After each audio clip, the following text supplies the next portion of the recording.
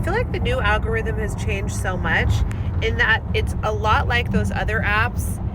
I'm seeing news stories and videos on my FYP that reflect and resemble those other apps, meaning there's a lot of fear stoking, stories are exaggerated. I have never seen more politics on my FYP. So suffice it to say, my FYP has totally changed since the blackout, and it is now so much more like those other apps. For example, my partner and I are driving out of town and we see this video here on this app on my FYP that there's this fire in my area where I live and it is almost going to go nuclear. Like, it is the scariest fire ever. There's really scary foreboding music. And then I see multiple videos on my FYP after that just completely exaggerating this fire.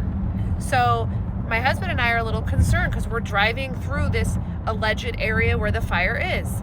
We just drove through it with zero problems. There's not even smoke in the air right now. And then I go on CNN, which I know, has its problems, and I read the actual news story and I see that it was contained already mainly.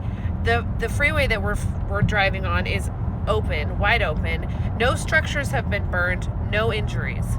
So I just want to say something went down with TikTok when it went dark. I do feel like it could have been compromised. It could have been purchased by other people that are in the social media industry, if you know who I mean, because it just resembles, my FYP resembles so much those other apps in that there's a lot of fear stoking. There's a lot of trying to divide people along political lines.